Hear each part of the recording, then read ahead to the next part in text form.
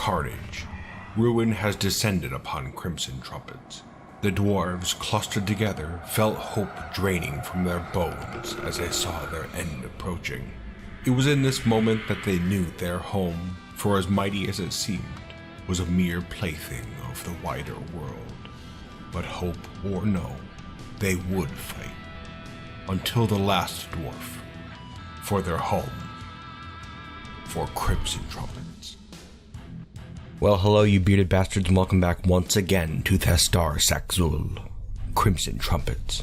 And this is one of the biggest threats we've faced so far, I believe. Exhilarating. As you can see, the Necromancer's forces have entered Crimsontrumpets already. They've chased our dwarves down far into the fortress, where as we speak, they wait, like a loaded spring. We have unfortunately lost some dwarves already, one or two at least, including this poor child. We're gonna make these bastards pay though. Remember, all of our dwarves are currently crammed down here in our Rangers Guild Hall. We were hoping that those zombies would get a little bit closer before we sent them out. We'll have to see about that though. Not really too keen on losing more lives, as you could imagine. Just as a quick reminder, right now we're at 72 dwarves. I think at our height we had 77. We've only gone downhill from there. Not a stellar place to be in at all. Well, I suppose at this point, we could just kind of unpause the game and see what happens, eh? Still hoping to get more dwarves down to that Rangers Hall. Okay, yeah, you can see some civilians still moving in, trying to get down the stairway here. That's right, come on you dwarves, let's go.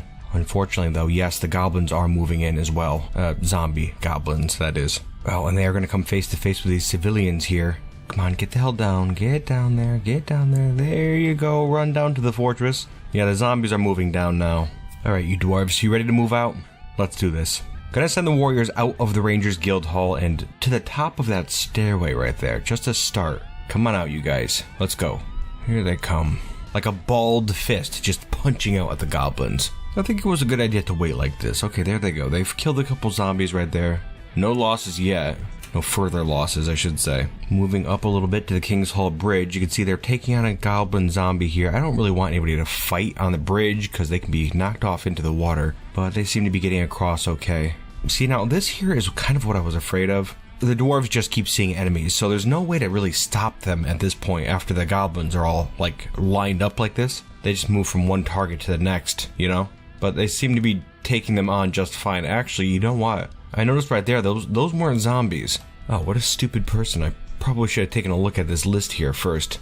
Well, as you can see, there's still quite a few zombies left in the area, but we also now have some troll fallen slayers. Quite a few of them, too. These trolls came from that goblin siege we dispatched earlier this year. Their corpses were up top and must have been resurrected by that necromancer as intelligent undead. Not just zombies. I'm not sure if they've got any sort of crazy powers or anything, but again, we just killed 2 of them with no problem. There seems to be quite a few left though, 4 of them, as well as some troll skeletons. Right, well, we seem to have cleared out what was down here. That's good. What I'm gonna do now is try to group them up just right here at the bottom of this ramp. Actually, you know what? Another thing I didn't take note of is that Necromancer is no longer in the area. I'm not sure if they just are like sneaking around somewhere and are still here, or what exactly. They could have just run away, which would be excellent. Noticing here the warriors seem to be going up the ramp of their own accord. Great. Sarcasm. What we're going to do here is I'm going to select all 3 squads and just send them out to kill anything else on the map. Here we go, guys. Head out. Yeah, looking up top here, no sign of that necromancer, thankfully. But yeah, we do have a few goblins. Got that troll there. The dwarves at the moment are working their way up the ramp. Hopefully gonna finish these guys off shortly. Ugh, just got word that a silver hammer has been found dead. Not what I like to hear. Hopefully we don't suffer any more. I think we should be good though. Not too sure what these warriors are doing. There they go. Okay, they're moving out of the ramp now. Finishing off the few stragglers that were up here. There we go, dwarves. Excellent work. Just a couple more down here, a couple dog skeletons. Not a big deal. That training really comes in handy, I'll tell you. Gotta say, these dwarves actually did very, very good against that siege. Much better than I thought they would. Down now to 70 dwarves. Gonna be dipping into the 60s soon. And having a look at our squads, it looks like each squad lost a dwarf. Down 3 fighters. Not good, not good. Okay, I gotta say, this fortress is really starting to scare me. Our prospects aren't great right now, as I've been saying. We don't get any more migrants anymore. Nobody shows up. No trade caravans. Just took note of a worrying thing over here, actually. Our civilization list. You can see on here Crimsontrumpets, our fortress. Then the Attic of Horns, our civilization. our civilization seems to be at war with the Jackal of Roses, the goblins we've been dealing with, as well as the large lions, which is the elves that were originally trading with us. So yeah, that shows us why they're not coming anymore. They don't like us. I don't know why. I told you before, they're finicky. They come in, they scout you out a little bit, and then they declare war and attack you all of a sudden. I knew it was going to happen. Bastards. Don't like our tree chopping habits, most likely. Well, if they want to come at us, they can feel free to do so. We'll screw them up proper.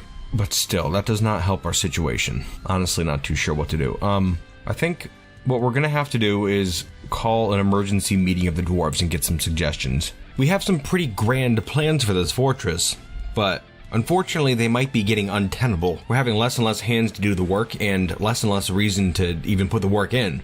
Depressing, I tell you, but I suppose if you have to make do, then you have to make do, right? This is Crimsontrumpets, so we can't just let it peter out into nothing. Let's see what those dwarves have to say, eh? Okay, all kinds of different opinions here. A little shocking, frankly. And there really is a lot to go through here. Gonna try to keep it quick, though. Well, a lot of the dwarves seem to think that we should go underground, which, to be fair, has been our goal this entire time. We want a fortress down in the 3rd cavern layer, and maybe we should just jump to it, even though it's not prepared at all. I think we could make do well enough down there for now. We've really got to get situated, you know, like, if we're gonna stay here and see this through, then we should at least be comfortable for the time being. Enough of this King's Hall nonsense up here. Also, surprisingly, a lot of the dwarves seem to think that we should use our minds more than our muscle, like we've been doing. We're getting a lot of advocates for traps or tricks or something like that, which that is sensible. It certainly is. I mean, obviously we're still going to be using our muscle, but maybe we can throw some traps into the mix of some variety. I mean, really, if we go down to the 3rd cavern layer, we can start utilizing that ballista that's up in the long bridge there. You know, if things are trying to come down to our fortress, then yeah, we can start firing ballista bolts down there. Of course, our dwarves don't really know what they're doing, so that's going to be a problem. Yeah, maybe we should clean things up a bit. Another thing I was thinking too is that, like, if we're going to be using traps, okay, you're going to have to hear me out on this one. Not sure a lot of people will be too happy about it, but I'm thinking we should decrease our population a tad, which I know is already, it's kind of a problem as it is, right? A low population. But like, we're just barely holding on as it is. Not really in a good way, you know? Obviously, a force of 30 dwarves can handle a siege, either by goblins or necromancers. And they've proven themselves against forgotten beasts often enough where we know that's possible. So like, my current thinking is that with a smaller population, it'll be easier to manage. You know, we can carve out half the amount of bedrooms, gather half the amount of food, make half the amount of clothes, weapons, all that sort of stuff. Hopefully that doesn't like bite us in the ass. And who knows, like maybe after we get situated with our tiny population deep down underground, at some point in the future, we'll start getting migrant waves again, and then we can start building from there. I think we just need like a reset on our fortress living situation, you know? Again, this might well turn around and bite us in the ass, but who really knows, right? I say we go for it. All right, dwarves, what do you think? Alright, so that's kind of about do it right there. Down to 54 dwarves. I thought we'd have a smaller population than that, but I want to preserve our warriors, and that's 30 dwarves, and a lot of them have family members that aren't in the army, so not much you can do about that, really. Plus, you know, I had a couple of extra dwarves, like, you know, weaponsmiths and that sort of stuff, so gotta maintain those, right? It's only proper. But this is what we're looking at right now. 54 dwarves. I think that'll be a fine number. Now, we have to get underground, and in a hurry, too. I'd like to get situated quickly, just so we can get back to work, you know? Make preparations. Though, right, I guess I forgot we had our whole filled-in Coliseum situation here. What a pain in the ass. I guess we're gonna have to build this little bridge first before we can do anything down here. Off to a great start, dwarves. Oh, and some good news. Awesome. Kind of a surprise. I mean, I knew he was making the thing, but I guess I forgot about it. Anyways, let's have a look. Shorast Azkakadem, a silver club / blade maker, has created Phycodistan Vathemelrun, a iron battle axe. He claims it as a family heirloom. Very cool. Let's have a look. This is a iron battle axe. All craft dwarfship is of the highest quality. It is decorated with pigtail and ostrich leather and encircled with bands of marquee cut rubicels. This object menaces with spikes of iron. Well, it's pretty straightforward when you get down to it. You know, I'm always hoping for something else, a little like an image of a monster or something like that would be awesome, but tell you what, it's still an artifact iron battle axe. Big fan. I'm gonna have to make sure the guy gets equipped with this, right? Only proper. There you are, my friend. Enjoy, wield it well, slay many foes with it. Very cool, yes. Down to business. Like, I'm not in love with the idea, but we have to get down to that third cavern layer quickly, and that bridge is going to take a while, so we're just going to have to carve a temporary tunnel down. Going to be kind of a mess, and hopefully doesn't screw up things too badly, but we'll get it nice and sealed up after we're situated down there. What a pain, though, huh? Man, this fort. There we go. Okay, access. Wonderful. And then next, I'd like to... another Forgotten Beast. The Forgotten Beast Nuslustas Bubstangun. A huge, scaly lobster. It has a twisting, jointed trunk, and it is ravening. Its emerald scales are oval-shaped and set far apart. Beware its deadly blood. Well, I'm going to tell you what, this one here is probably just going to be erased, like, pretty much immediately like the rest of them. Could be bad, might not be bad. Guess you never can tell. I guess what we're going to do is just kind of let it saunter in. You know, I'm not even too sure where this thing is right now. This, you know, it might be on the third cavern layer, where we're trying to get some work done. That would track pretty well, actually. Just popping in to interrupt our work. Well, I suppose we'll keep our eyes open, maybe station some warriors down there and catch the combat if we can, I suppose. Assuming it's not like that damn Dimetrodon we fought. That I'm told we fought. There we go, yeah, I'll just call some warriors up here and hopefully they can intercept the beast as it moves in. Which it is doing, yes, it's coming straight in for us. It was. Seems to be moving off into the water. Wow, that's a shocker. Didn't see that coming. Excellent. Thrilling. Yeah, okay. Just gonna try to keep an eye on it as best we can. Okay, well, a bunch of time has passed. I don't know what the hell that lobster's doing. It's just hanging out in the caves for now. I had to send the warriors home, so we're being very risky right now, but I stopped caring. I'm sure it's gonna be fine. Anyways, I want to get this whole thing situated down here. I want to block up these cracks that the water is flowing into our Colosseum through. Just a reminder of the layout here. Here's the corner of the Colosseum. Looking down, you can see these two cracks right here, and then looking up a little bit in the ceiling, you can see these two stone plugs, supported by these supports. They're all linked up and ready to go. Let's pull that lever, and hope for the best. Okay, here we go. Lever is pulled. Gagoosh. Ugh, well, it sealed up one of them anyways. I don't know what happened with the other one. Being supported by something. Probably these tunnel tube branches down here or something. Pretty annoying. Okay, well, back to the drawing board. Almost there. Okay, time is moving straight forward and, you know, things are progressing. As you can see down here in the caves, we have a dead, forgotten beast just kind of laying here on the ground. Yeah, it's that lobster. I just kind of let it play around for a bit. It didn't really, you know, it didn't come directly for us at all, as you saw. But eventually it did come in and was completely just, you know, as I thought it would be, just erased. It was erased by our fighters. 3 macemen came in and just crushed it. No problem at all. They got covered in its blood. It's deadly blood. I'm going to put that in quotes. But there was no effect at all. So, yeah, not a big deal.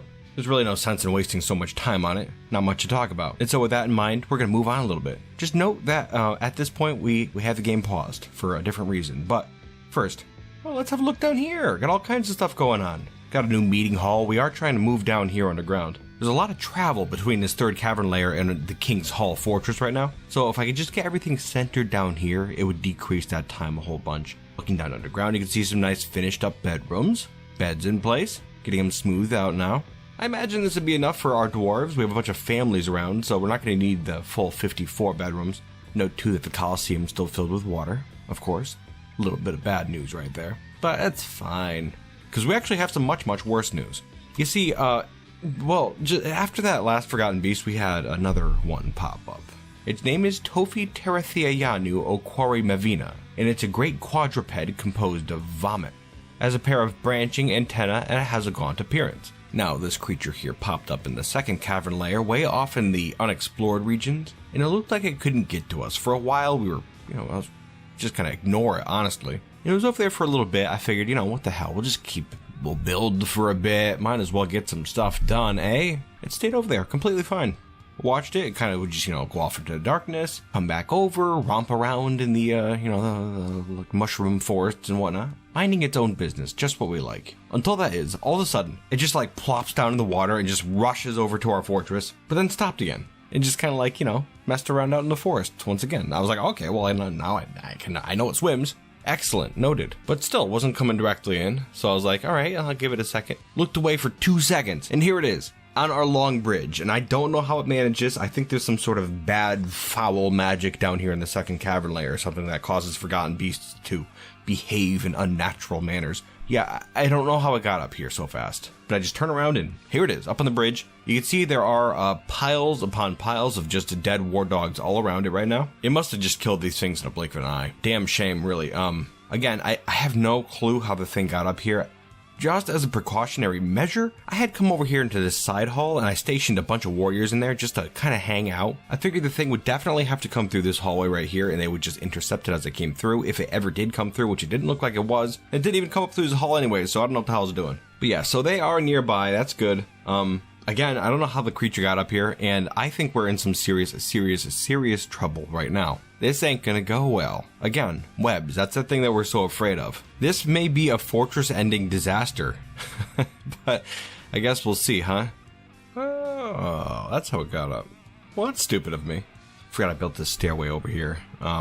Yeah, it solves it. Anyways. Let's see what happens here. We do have some warriors in the area kind of moving in and not doing well at all. This is an extremely bad area. Oh my god. Alright, so right there. Bam, bam, bam. 3 warriors down. Webs all over the place. Any tactics that we could possibly use against this creature are straight out the window at this point. Not much we could do. Oh, you know something I did mention, I wanted to mention is that those war dogs up on the bridge, that's Zuglar's war dogs. Our Baron. He fell off the bridge. He's down in the water right now. I'm sure he's not going to be very alive very soon. Man, this is... Here we go, guys. You can see over to the east, we have our warriors moving in through this hallway. I was hoping they would catch the thing as it, like, rounded a corner or something. The creature's down on the ground. It's on the ground right now. I think somebody got a hit in on it. Other than that, though, I'm seeing a bunch of warriors stuck in a whole bunch of webs. Creatures on the ground. People are grabbing at the thing, trying their best, ripping through the webs. More and more dead dwarves. The creature is still spraying webs all down this hallway right here. At what point do we enter our damage mitigation mode? I guess we probably should have entered it by now. At this point, I don't know who's going to survive this mess, if anybody. Oof. Okay. What we're going to do now is send all of our dwarves back up to the King's Hall, our former home. I set up a burrow up there, and I guess they're just gonna try to run up there now. Because things are in a bad way down there. A horrible way. Check in our population, we're down to 33 dwarves now. That means we lost 21 dwarves in a very extremely short amount of time. All of our dogs, our Baron's gone. Right here, we're following Tobel currently, so she survived at least. We still have our leader intact. That's a plus. Like, where do you go from here, though? Is the thing. Down to 29 dwarves now. Checking back down in this hallway. Yeah. Not so good. A lot of webs. A lot of dead dwarves. And dogs. A lot of dogs, too. I thought somebody was fighting it for a second. No. They were just being murdered. Just, you know, a forgotten beast placing a chokehold on one of our silver spear's neck. They actually choke people out? Well, I mean, at this point, I think I feel pretty safe just getting us the hell out of the fortress, frankly. I set up a little burrow up outside, and that's where the dwarves are going right now. Oh, wow, what the hell? Zolban, the Baron, actually survived that? He somehow crawled out of the water, got past the Forgotten Beast, and made his way back up here where he's just resting in a bed now. Yeah, I didn't think he'd make it through that. Oh, that being said, he's heading out right up behind the beast, charging in, webbed, beaten, and he's died.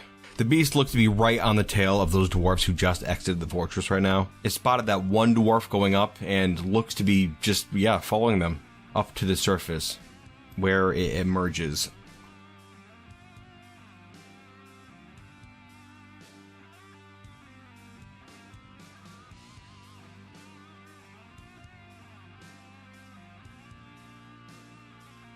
Death, carnage, ruin has descended upon Crimsontrumpets. The dwarves, clustered together, felt hope draining from their bones as they saw their end approaching. It was in this moment that they knew their home, for as mighty as it seemed, was a mere plaything of the wider world. But hope or no, they would fight, until the last dwarf, for their home, for Crimsontrumpets.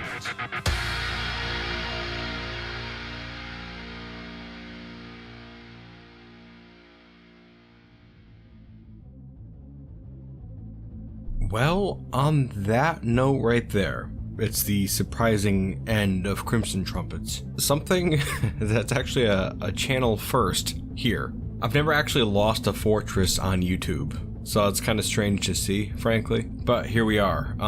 Hey, you know what? Actually, this is probably a good thing overall. You know, I tend to make a big deal out of some forgotten beasts, right? Especially the webby ones, but they're never really a problem, ever. Here we go, webs, perfect example. They just kind of stick up all your warriors, and that's that. That's all you can do. That one actually popped up in a terrible spot too, so like, at most I could have only saved maybe half the fortress. If I didn't send my warriors in, I just put them like down underground, they may have survived somewhere. But even then, it would have been a finicky mess, and like, that's assuming that beast wouldn't come down and would have killed them eventually, which it may well have done. This was a particularly driven beast from the looks of it. Not like those other ones who could just kind of like, you know, messed around out in the water and stuff. This one was like a dwarf seeking missile, just kind of zoomed in, killed everyone. That was that. Yeah, and I wish I could say I was more broken up about it, but actually it wasn't.